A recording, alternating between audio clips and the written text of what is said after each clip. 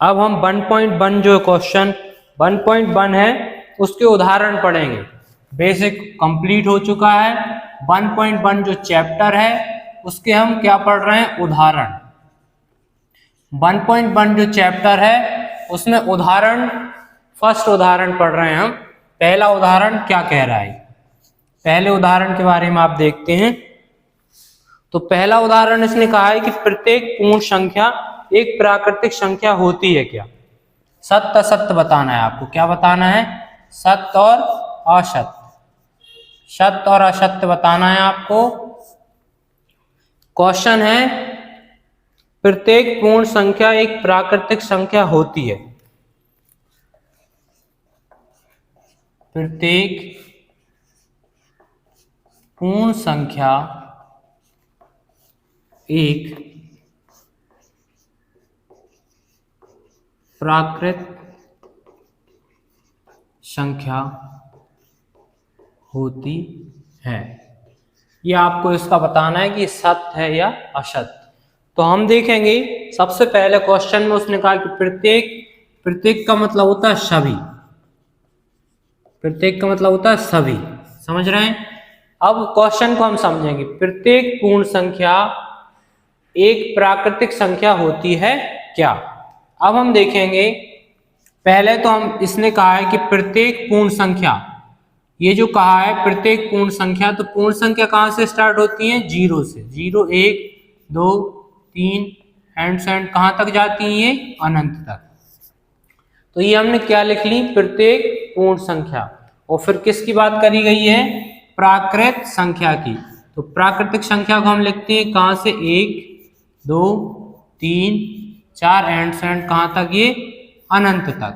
अब हम इनमें तुलना करते हैं कि जो प्रत्येक पूर्ण संख्या होगी, मतलब जो सभी पूर्ण संख्याएं होंगी, क्या वो प्राकृतिक संख्याएं होंगी। तो आप देखिए इसमें सभी पूर्ण संख्याएं, इसमें कहां से 0 1 2 3 4 5, क्या ये सारी सभी संख्याएं इनके अंदर आती हैं क्या। क्या ये 0 से लेकर अनंत तक वाली संख्याएं इनके अंदर आती हैं क्या। तो हमने देखा कि इसमें 0 है लेकिन इसमें 0 नहीं है। और संख्याएं तो आती हैं लेकिन ये सारी संख्याएं, ये सारी संख्याएं या फिर ये प्रत्येक संख्या इसके अंदर नहीं आती, क्योंकि इसमें 0 नहीं रहता। तो हम कह सकते हैं कि प्रत्येक पूर्ण संख्या इसके अंदर नहीं आती। तो प्रत्येक पूर्ण संख्या एक प्राकृतिक संख्या नहीं हो सकती। क्यों, क्योंकि प्राकृतिक संख्या के अंदर 0 नहीं आती। तो ये सारी सभी संख्याएं इसके अंदर कैसे आ सकती हैं, क्योंकि इसमें 0 होता ही नहीं है। तो हम स्पष्ट रूप से कह सकते हैं कि प्रत्येक पूर्ण संख्या प्राकृतिक संख्या नहीं हो सकती। क्योंकि क्या लिखेंगे कारण इसमें, क्योंकि प्राकृत संख्या में, क्योंकि प्राकृत संख्या में 0 या 0 नहीं होता। क्या, प्राकृतिक संख्या में 0 नहीं होता, इसलिए सभी या प्रत्येक पूर्ण संख्या प्राकृतिक संख्या नहीं हो सकती। तो ये क्या है, असत्य है। ये क्या है, असत्य। समझ गए। तो किस तरीके से समझेंगे हम इन बातों को, जो उसने कहा। जैसे पूर्ण की बात करेगा तो पूर्ण लिख लो, प्राकृत की बात करेगा तो प्राकृत लिख लो। फिर हम आपको उसमें आसानी से आप समझ सकते। प्रत्येक पूर्ण संख्या को लिख लिया, प्रत्येक प्राकृतिक संख्या को लिख लिया। क्या ये सारी संख्याएं इसके अंदर आती हैं, तो ये सारी संख्याएं इसके अंदर नहीं आती, क्योंकि इसमें 0 है, इसमें 0 नहीं है। इसलिए ये क्वेश्चन फर्स्ट वाला हो गया क्लियर। क्या है, ये असत्य है। समझ गए। अब अगला क्वेश्चन है, अगला क्वेश्चन है, एक मिनट रुकना।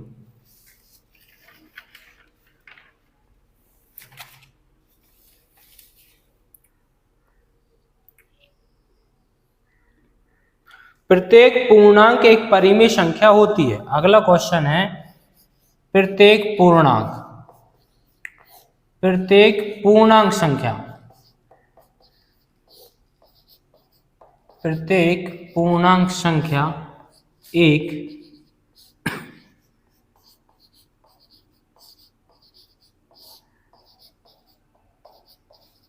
परिमेय संख्या होती है क्या? ये अपन ने बताना है कि सत्य है कि असत्य है। तो प्रत्येक पूर्णांक संख्याएं क्या होती हैं? अब आप देखें, ये सभी पॉजिटिव नंबर और सभी नेगेटिव नंबर, सभी धनात्मक संख्याएं व सभी क्या ऋणात्मक संख्याएं, सभी धनात्मक संख्याएं और सभी ऋणात्मक संख्याएं पूर्णांक संख्याएं होती हैं। मतलब ये माइनस के अनंत से लेकर के और ये प्लस के अनंत तक जो सारी संख्याएं होती हैं वो पूर्णांक संख्याएं होती हैं। तो वो पूछ रहा है क्या प्रत्येक पूर्णांक संख्याएं या वो सभी पूर्णांक संख्याएं परिमेय संख्या होंगी क्या? तो देखो, परिमेय संख्या क्या होती है? जो अंश बटे हर के रूप में लिखी जा सकें, जो अंश बटे हर के रूप में लिखी जा सकें। तो ऐसी संख्याएं परिमेय संख्याएं कहलाती हैं। और इसमें परिमेय संख्या में प्लस भी होता है और माइनस भी होता है, प्लस वाली संख्याएं भी होती हैं और माइनस वाली संख्याएं भी होती हैं। तो अब हमको पता है कि जो प्रत्येक पूर्णांक संख्या है मतलब सभी माइनस और सभी प्लस की संख्याओं के बटे में एक लिखा जा सकता है। जैसे कि आप एक कोई उदाहरण ले लीजिए, 3। क्या 3 के बटे में एक लिखा जा सकता है? -3 के बटे में? हाँ, -3 के बटे में एक लिखा जा सकता है। समझ पा रहे हैं बात? इसी तरीके से हमें पता है कि सभी या प्रत्येक पूर्णांक संख्या के बटे में एक लिखा जा सकता है। तो प्रत्येक पूर्णांक संख्या एक परिमेय संख्या हो सकती है। क्यों? क्योंकि जब सब प्रत्येक पूर्णांक के बटे में एक लिख सकते हैं तो जितने भी पूर्णांक होंगे वो परिमेय संख्याएं हो सकती है, क्योंकि वो अंश बटे हर के रूप में लिखी जा सकती है। जैसे आप मान लो, क्या -4 क्या है? पूर्णांक संख्या। क्या ये परिमेय संख्या होगी? तो हम पहले से ही जानते हैं कि किसी भी संख्या के बटे में आप एक लिख सकते हैं, किसी भी संख्या के बटे में आप एक लिख सकते हैं। तो सभी या प्रत्येक पूर्णांक संख्याएं परिमेय संख्याएं होती हैं। समझ पा रहे हैं बात को?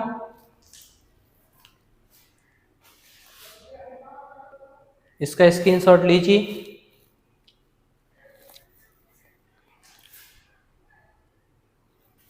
अब उदाहरण में अगला क्वेश्चन है, क्या प्रत्येक परिमेय संख्या एक पूर्णांक संख्या होती है? जो हमने अभी क्वेश्चन पढ़ा है उसका उल्टा है ये।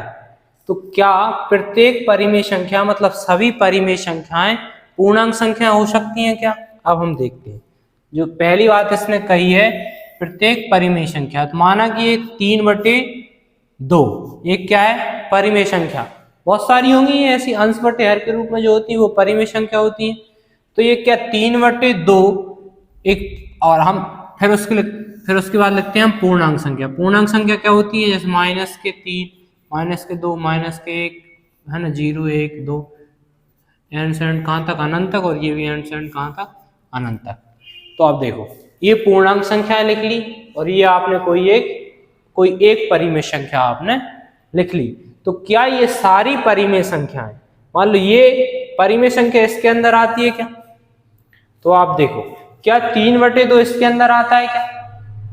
तो यहाँ इसमें तो कभी आपने बटे वाली संख्या नहीं देखी, आपने तो इसमें इतना देखा है कि सभी माइनस वाली और सभी प्लस वाली संख्या देखी, इनके बटे में तो आपने नहीं देखी। अब आप कहेंगे कि सर इनको बटे में मान तो लेते हैं, तो फिर आप इसका हल देखिए।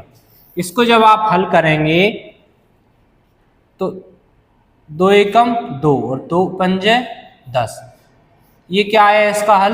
1.5। तो ठीक है, आपने इसमें बटे में तो देखा होगा, मान लो -3 के बटे में आप 1 लिख सकते हैं, ठीक है।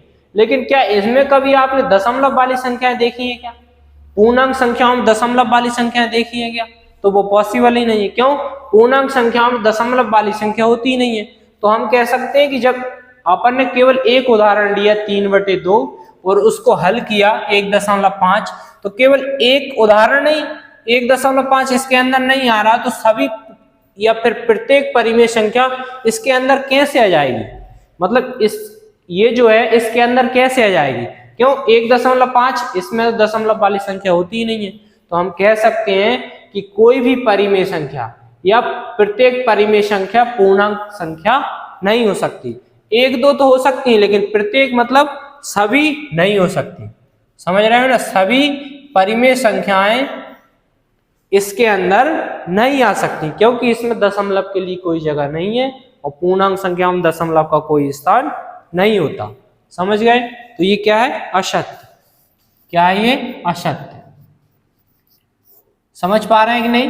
मान लो एक उदाहरण और ले लो, आप नहीं मान रहे तो ठीक है। आपने कहा कि 4/5 ये परिमेय संख्या है। क्या ये वाली परिमेय संख्या इसके अंदर है क्या? नहीं है। बटे वाली संख्या ठीक है, मान लो 4 के बटे में आप 1 मान सकते हैं, लेकिन 4 के बटे में 5 थोड़ी मान सकते हैं आप। यहां मान लो आपका 3 था और यह 4 था, ये 4 था तो 4 के बटे में 1 ऐसी तो थी, लेकिन ऐसी नहीं थी, तो ये इसके अंदर तो आ ही नहीं सकता। और मान लो आपको और भी नहीं मान रहे तो लो इसका भाग लगा लो। दशमलव 5 7 35 15 8 40 कितना आया? 0.8। तो फिर तो आप मान सकते हैं कि दशमलव वाली तो यहाँ कहीं आती ही नहीं है। तो कहने का मतलब ये तो इसमें आ ही नहीं सकती, मतलब प्रत्येक परिमेय संख्या पूर्णांक संख्या नहीं हो सकती, क्योंकि दशमलव में तो कोई रौला ही नहीं है यहाँ इसमें। समझ गए? तो ये तीसरा उदाहरण नंबर पहले का ये तीसरा बिंदु था कि प्रत्येक परिमेय संख्या एक पूर्णांक संख्या होती है क्या? ये क्या है? असत्य। इससे पहले जो पढ़ा था हमने इसका विपरीत पढ़ा था। समझ गए?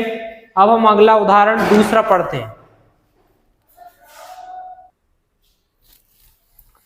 1.1 में उदाहरण है दूसरा, 1 और 2 के बीच में 5 परिमेय संख्याएं ज्ञात कीजिए। ये हम अभी पहले इससे पहले भी पढ़ चुके हैं इस पुराने वीडियो में।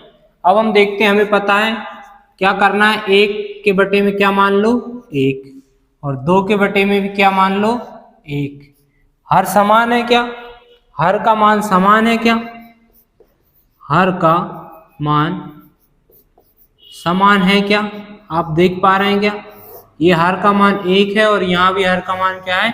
1। बहुत आसान है। जब हर का मान समान होता है तो फिर हमें पता है कि यहाँ कितना लिखा है? 5। तो किससे गुणा करना है? 6 से यहाँ, 6 से यहाँ, 6 से यहाँ और 6 से यहाँ। समझ गए? तो वो बहुत आसान है। 1/1 गुणा 6 गुणा 6, और ये 2/1 गुणा 6 गुणा 6। अगला उदाहरण है कि 1 और 2 के बीच 5 परिमेय संख्याएं ज्ञात कीजिए। 1.1 का दूसरा उदाहरण, 1 और 2 के बीच 5 परिमेय संख्याएं ज्ञात कीजिए। तो हम क्या करेंगे? 1 के बटे में पहले 1 मान लेंगे, इसे परिमेय संख्या बना लेंगे, और 2 के बटे में 1 मान लेंगे, तो इसे अंश बटे हर के रूप में, इसे अंश बटे हर के रूप में हमने परिमेय संख्या बना लिया। अब हम देखेंगे क्या हर का मान समान है? हर का मान समान है। तो हमने अभी इससे पहले वाले वीडियो में भी देखा है, जब हर का मान समान हो तो जो क्वेश्चन है उसमें कहा कि 1 और 2 के बीच 5 परिमेय संख्या फाइंड करिए। तो किससे गुणा करेंगे जब हर का मान समान हो? जब उसने क्या कहा हो? 5। क्या कहा हो? 5। तो किससे? 6 से गुणा करेंगे। 6 से इसके ऊपर, इसमें नीचे, 6 से ऊपर और नीचे हम गुणा कर देंगे। अब हम देखते हैं 6/6 और ये 12/6। समझ गए? अब आप आसानी से बता सकते हैं 6/6, 7/6, 8/6, 9/6, 10/6, 11/6। ये 5 परिमेय संख्या आपने इनके बीच में याद कर ली। समझ गए? तो ये हम इससे पहले वाले वीडियो में आसानी से हम ये पढ़ चुके हैं। ये उदाहरण नंबर दूसरा था। समझ गए? इसका स्क्रीनशॉट लीजिए। अब हम देखेंगे 1.1। बहुत समय बाद हम 1.1 पे आ पाए। अब हम 1.1 में जो पहला क्वेश्चन है उन्होंने कहा है कि क्या 0 एक परिमेय संख्या है? क्या 0 या 0 एक परिमेय संख्या है? तो ये हम पहले भी पढ़ चुके हैं, परिमेय संख्या है। तो वो पूछ रहे हैं क्या 0 एक परिमेय संख्या है? मतलब 0 को p/q के रूप में लिखा जा सकता है क्या? तो हम जानते हैं हाँ 0 या 0 एक क्या है? परिमेय संख्या है। ये पहले भी पढ़ चुके हैं हम, परिमेय संख्या है। क्यों? क्योंकि 0 के बटे में आप यहां लिख सकते हैं, क्योंकि 0 के बटे में आप 1 मान सकते हैं। ये हमने पहले भी देखा था, 0 के बटे में आप 1 मान सकते हैं। अर्थात हम कह सकते हैं, अर्थात इसे P बटे Q के रूप में लिखा जा सकता है, रूप में लिखा जा सकता है। तो पहला क्वेश्चन क्या था, क्या 0 एक परिमेय संख्या है? तो हाँ, 0 एक परिमेय संख्या है, क्योंकि 0/1 अर्थात इसे P/Q के रूप में लिखा जा सकता है। समझ गए? ये फर्स्ट क्वेश्चन था। अब हम अगला क्वेश्चन इसमें है सेकंड क्वेश्चन 1.1 में जो सेकंड क्वेश्चन है वो 3 और 4 के बीच में 6 परिमेय संख्याएं ज्ञात करने के लिए कहा गया है। क्या है? 3 और 4 के बीच कितनी परिमेय संख्या ज्ञात करना है? 6 परिमेय संख्या ज्ञात करना है। 6 परिमेय संख्या ज्ञात करना है। समझ गए? क्या है? 3 और 4 के बीच में 6 परिमेय संख्या ज्ञात करना है। अब हम खूब जानते हैं इसे पहले से ही कि 3 के बटे में 1 मान लो आप, और 4 के बटे में क्या मान लो? 1। अब हमें खूब दिख रहा है कि हर का मान क्या है? समान। हर का मान क्या है? समान। तो आप डायरेक्ट कर सकते हैं, जब हर का मान समान है तो 3/1। तो क्या क्वेश्चन है? 3 और 4 के बीच में 6 परिमेय संख्या ज्ञात करना है। तो 3 के बटे में 1 मान सकते हैं और 4 के बटे में 1 मान सकते हैं। अब हम क्या करना है? हर का मान समान है तो हमें खूब पता है कि 6 परिमेय संख्या कहाँ है, तो किसका गुणा करेंगे आप? 7 का ऊपर गुणा करेंगे, 7 का नीचे। इसी तरीके से जो 4 है उसमें आप किसका गुणा करेंगे? 7 का गुणा ऊपर और 7 का गुणा नीचे। समझ गए? अब हमने देखा कि 30 है 21 और 7 एकम 7, ये आया गुणा करने के बाद, और इसका कितना आया? 7 चुके 28 और 7 एकम 7। अब हम देख रहे हैं 21/7 और 28/7। 21/7 और 28/7 के बीच में परिमेय संख्या है, तो 22/7, 23/7, 24/7, 25/7 और ये 26/7। इस तरीके से हमने ये परिमेय संख्याएं इसके बीच में फाइंड कर ली। तो ये 1.1 का ये दूसरा क्वेश्चन था। ओके, स्क्रीनशॉट लीजिए।